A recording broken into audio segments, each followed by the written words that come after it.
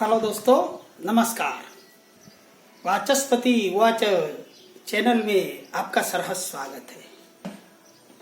बहुत दिनों के बाद आज हम एक वीडियो निकालने का D60 के बारे में मन हुआ है और वर्ग पत्रिका में ये लास्ट एंड लिस्ट ये D60 चार्ट है, इसकी चर्चा करेंगे। बाद में दूसरे सब्जेक्ट हम लेंगे। तो D60 के बारे में बहुत ही पाराशर जी ने इम्पोर्टेंट दिया है, जन्मपत्री से भी ज्यादा और नवांश से भी ज्यादा। D60 chart very micro horoscope.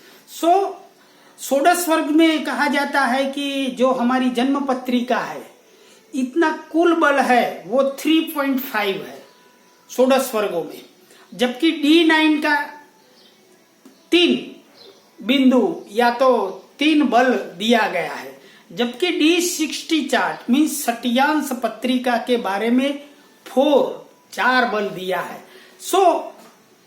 जन्म पत्री से भी ज्यादा D60 चार्ट का मायना रहता है। 2-2 मिनट में ये पत्रिका बदल जाती है लग्न से, तो बहुत ही इंपॉर्टेंट रहता है। और इसमें भी पाराशर जी ने इसके जो ग्रहों की विषम राशि, सम राशि, आगे हम सब कुछ चर्चा दूसरे वीडियो में कर चुके हैं। तो देवता के मुताबिक ग्रह डिग्री और कला के मुताबिक 30 कला का एक होता है, तो वो सब चर्चा की। लेकिन आज हम एक एग्जाम्पल से समझेंगे कि जो ये पत्रिका में D1 के 3.5 बल है और D60 का 4 बल है, तो हम क्या करेंगे, देवता का 4 बल D60 में षट्यांश पत्रिका का और 3.5 D1 में रहे ग्रह की देवता और प्लेसिंग, ग्रहों की परिस्थिति, प्लेनेटरी पोजीशन की D60 दोनों समन्वय करके देखेंगे, ताकि बहुत ही अच्छा प्रिडिक्शन, भविष्य कथन करने में देवता और ग्रहों का फल। D1 में चाहे ग्रह कितना शुभ हो अशुभ हो ये हम नहीं जानते। D1 का जो कोई भी ग्रह हो वो D60 में कौन से स्थान में आया है और इनके देवता कौन है, और दशा महादशा का बहुत ही समन्वय करके एक अच्छा सा भविष्य कथन किया जाता है। तो चलो दोस्तों, हम एक बार ये पत्रिका जो मैंने ली है वो एग्जाम्पल के दौर पर इसकी ग्रहों की प्लेनेटरी पोजीशन की, कौन से देवता आए हैं और ग्रहों की परिस्थिति जन्मपत्री में क्या थी, लेकिन D60 में क्या हो गई है और इसके देवता कौन है, इसके मुताबिक एक भविष्य कथन कैसे करना वो सीखेंगे। लेकिन मैं आपको ये पहले अवगत कराना चाहता हूं कि D60 में 60 देवता है और विषम राशि के 60 और सम राशि के 60, तो टोटल 120 देवता हुए। यहाँ इसका सबका डिग्री वाइज वर्णन करना मुश्किल है, लेकिन तो भी मैं आपको अवगत कराना चाहता हूँ कि D60 में बहुत ही इम्पोर्टेंट देवता कौन से अशुभ भाग में आता है और शुभ कौन सा माना गया है, वो जातक पारिजातक में भी लिखा है और BPHS में भी लिखा है। उसके मुताबिक देवता को इम्पोर्टेंट देना चाहिए। जैसे कि आप जब 30 कला के एक भाग में हर एक राशि के जाएंगे और देवता देखेंगे और डिसीजन लेंगे, कोई भी आपका स्पष्ट ग्रह हो इसमें से विषम राशि सम राशि का, तो अशुभ कौन से देवता माने और शुभ कौन से देवता माने, तो यथा नामम तथा गुण ऋषि मुनियों ने सरलता से दिया है। और इसमें जो अशुभ देवता है इसका नाम सपोज कि गुरांश में हो, भ्रष्टांश में हो, कुलग्नांश हो, अग्नि अंश में हो, प्रेतपुरीतांश में, अपापात में हो, सर्पांश में हो, इसके नाम देखिए आप, मृत्यु भांश में हो, दावाग्न्यांश में हो, मायांश में हो, उत्पातांश में हो, अधमांश में हो, कटकांश में हो, दंडायुधांश में हो, अशुभांश में हो, कालांश में हो, मंदात्मजांश में हो, या वंशक्षयांश में हो, या कुलनाशांश में हो। ये स्पष्ट ग्रह जब देवता आते हैं ये, तो ये अशुभ फल देने वाले है। और कितना भी आपका योग कारक ग्रह D1 में शुभ हुआ हो, लेकिन इसका कम फल तो जरूर करेगा देवता अपनी दशा अंतरदशा में। तो ये इसी से प्रिडिक्शन D60 में किया जाता है। बाद में तब ये अशुभ देवता माने तो शुभ देवता के कौन से भाग है वो भी हमको चर्चा में लेना चाहिए। जैसे कि कोई भी स्पष्ट ग्रह विषम राशि सम राशि का हो, लेकिन इसका जो देवता है तो वो इंदु रेखांश में आया है, देव भागांश में आया है, कुबेरांश में आया है, रक्षो गणांश में आया है, किन्नरांश में आया है, चंद्रांश में आया है, भागीशांश में आया है, दिशांश, देवांश, आद्रांश, सुधांश, पयोधांश, निर्मलांश, शुभांश, ये सभी मिडिल क्लास के या शुभ देवता माने हैं। लेकिन मेरे जो बहुत सालों के अनुभव से D60 में सबसे कोई भी ग्रह अतिशय शुभ देने वाला देव भाग हो तो मेरी राय ये है कि कोई भी ग्रह अमृतांश में हो, जैसा नाम है वैसे ही इसके गुण है। लक्ष्मी अंश हो, क्षितीश्वरांश में हो, कमलाकरांश में हो, अति शीतलांश में हो, इंदु मुखांश में हो, पद्म भागांश में हो, बाद में परिपूर्ण चंद्रांश में हो, प्रवीणांश में हो, मृदांश में हो, तो बहुत ही आर्थिक धन देने वाला और सब तरह से प्रॉस्पेरिटी देने वाला है। तो इसी तरह ये सब ग्रहों के अशुभ और शुभ मैंने जो नाम दिए, इस पर से इसके गुण कोई भी ग्रह का डिसाइड प्रिडिक्शन के लिए किया जाता है।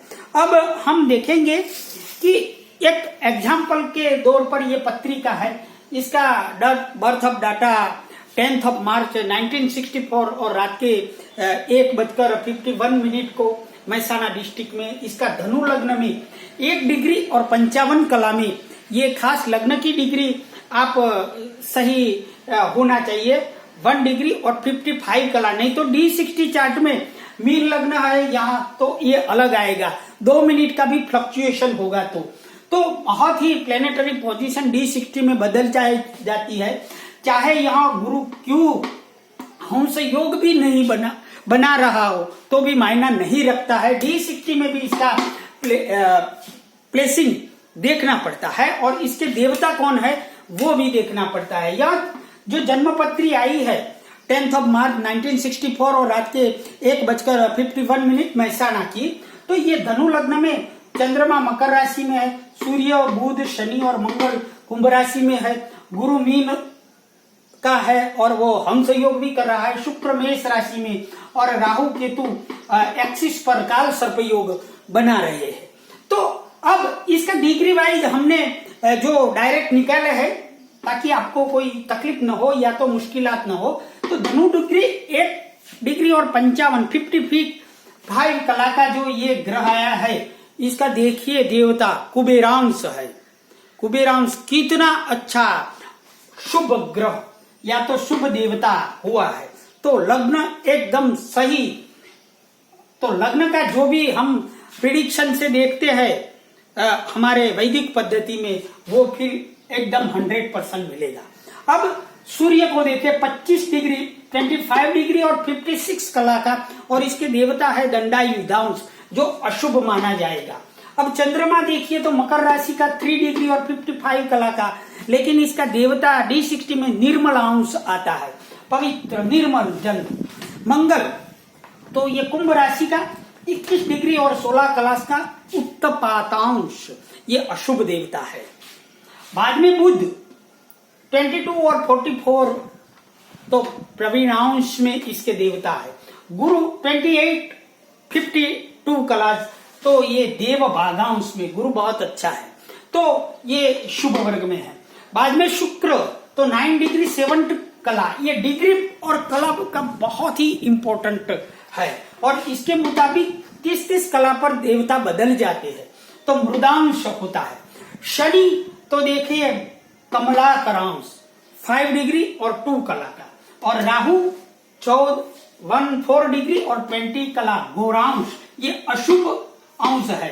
तो ये सब ग्रहों में से सूर्य दंडायुधांश, मंगल उत्तपातांश और राहु घोरांश में आया है। तो ये ग्रह अशुभ माने जाएंगे, बाकी के ग्रह शुभ माने जाएंगे। इसका जो कुबेरांश, कुबेर के जैसा धन देने वाला ये लग्न आया है, इसी से ये पत्रिका में इस जातक को 22 साल का ही था, 22 साल के ही उम्र में, वो जमाने में 85 में वो लाखोपति हो गया था।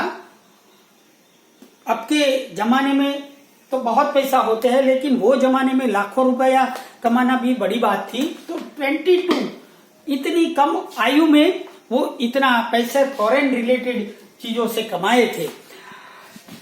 अब इनकी जो पत्रिका के हिसाब से बाद में वो पूरा जीवन भर पैसा रहा, गुरु की महादशा आई तब तक बिटवीन सब इसका एम्पायर और इंडस्ट्रियलिस्ट थे, और बाद में बहुत ही अच्छा कारोबार चला और एकदम अच्छा सुख मिला है। तो इसी हिसाब से देखा जाए तो D60 चार्ट में ये मीन लग्न आया है और गुरु और शनि का दशम स्थान में प्लेसिंग है। चंद्र और मंगल ये यहाँ षष्ठ स्थान में है और शुक्र और राहु अष्टम स्थान में है। शायद किसी को दिखाई ना दिया हो तो ये चंद्रमा और मंगल 6th हाउस में है और 8th हाउस में शुक्र और राहु की युति है। अब D60 चार्ट में देखा जाए तो बुध भाग्य स्थान में है और सूर्य यहाँ पे है। लेकिन आप देखिए इसके जो देखा जाए तो जीवन में गुरु की महादशा आई, तब से इसकी परेशानियां चालू एकदम शुरू हो गई इसकी इंडस्ट्री में और कारोबार में। तो यहाँ देखिए गुरु चाहे यहाँ कितना भी अच्छा हो, गुरु यहाँ स्वगुरु और हंस योग तो बना रहा है, लेकिन साथ में लाभकर्ता लाभेश भी है और व्ययेश भी है। अब गुरु देव भागांश में है तो गुरु की दशा आई, गुरु में शनि की दशा आई, बाद में गुरु में बुध की दशा आई, बाद में गुरु की केतु की दशा, शुक्र की दशा आई, तब तक अच्छा सब कुछ इसका एम्पायर चला। लेकिन गुरु में सूर्य की दशा, जो सूर्य यहाँ दंड देने वाला देवता में है, दंडायुधांश, और यहाँ पत्रिका में भी वो षष्ठेश है और यहाँ 3rd हाउस में है। तो इसके पराक्रम और डेप्थ की वजह से इसकी जो सूर्य की दशा है वो जून 2012 में से इसके जो पतन होने की या तो नीचे गिरने के बहुत ही गिरावट आनी शुरू हो गई और गुरु में सूर्य की जो दंडायुधांश की खत्म हो गई। बाद में थोड़ा कुछ अच्छा हो गया गुरु में चंद्र की दशा में, क्योंकि ये निर्मल अंश में था। बाद में वो 2014 के बाद जो मंगल की दशा आई वो 2014 से 15, तो इसमें उत्पातांश, ये अधम अशुभ देवता है इनके। तो यहाँ पत्रिका में मंगल देखिए भाग्येश 6th स्थान में है और 5म स्थान की कंजक्शन 6th हाउस में है। डेप्थ की वजह से एम्पायर की ये इसकी बहुत ही बुरा टाइम 2015 जुलाई तक मंगल, गुरु में मंगल यहाँ भी व्ययेश है। सो ये शुरुआत हो गई। बाद में मंगल के बाद तो राहु की, गुरु में राहु की दशा आई जो 15 से 17 दिसंबर तक, वो गुरु में राहु गोरांश में है, तो ऐसा फल बुरा दिया। तो आप समझ सकते हैं कि गुरु कितना भी अच्छा हो, देव भागांश में था, लेकिन इसकी अंतरदशाएं और जो D60 पत्रिका इतनी अच्छी नहीं है जितनी D1 है, समझे? क्योंकि यहाँ भाग्येश त्रिकोण स्थानों का अधिपति यहाँ 6th स्थान में है। ये जन्म पत्रिका का शुक्र जो षष्ठेश्वर लाभेश है, यहाँ स्वगुरु है अष्टमेश राहु के साथ, अष्टम स्थान में शुक्र राहु है। और भी शनि यहाँ व्ययेश होकर लग्नेश के साथ कारोबार में घाटा की डेप्थ की वजह से कारोबार का पतन ये हुआ। तो इस तरह हम देवता डेमीगॉड्स जो होते हैं D60 के हमारे शास्त्रों में वर्णन किया है और बहुत ही सूक्ष्म इस कला में ये बदल जाते हैं और लग्न भी बहुत इम्पोर्टेंट जरूरी है। मैंने मेरे अनुभव से देखा है कि जब लग्न के डिग्री वाइज अच्छे देवता के भाग में हो, जैसे कि यहाँ कुबेरांश में आया है, तो वो पत्रिका बहुत ही अच्छी बन जाती है। लेकिन समय एक्यूरेट होना बहुत ही जरूरी है। 2 मिनट में ये लग्न बदल जाता है और ये प्लेसिंग सब बदल जाएगा। ये कितनी भी अच्छी पत्रिका हो, लेकिन यहाँ भाग्य और पंचम स्थान त्रिकोण स्थान के अधिपति है, वो ही षष्ठ स्थान में गए हैं। तो ये भी रूल्स है कि पंचमेश या नवमेश 6-8 बार में जाए तो कितना करोड़पति हो तो भी रोडपति हो जाता है। तो यहाँ अब चंद्र मंगल षष्ठ स्थान में हुए हैं। यहाँ पत्रिका का लाभेश शुक्र जो यहाँ तृतीय है अपनी पराक्रम और इसकी वजह से, और यहाँ अष्टमेश से शुक्र राहु से पतन हो जाता है। तो कितना भी अच्छी पत्रिका हो, D60 से आप यहाँ देखिए कर्मेश और व्ययेश का जो कंजक्शन है वो 10th हाउस में हुआ है, तो वो निश्चित था। ये हम ये पत्रिका पर से जज नहीं करेंगे। D60 में देवता कौन से अशुभ फल देने वाले जो देवता का पीरियड आता है, तब ये ओकेजन या तो अच्छा तरह हम समझ सकते हैं, या भविष्य कथन में बहुत ही D60 चार्ज की जो हेल्प से हम बहुत अच्छी तरह प्रेडिक्शन कर सकते हैं। अस्तु दोस्तों, नमस्कार, जय हिंद।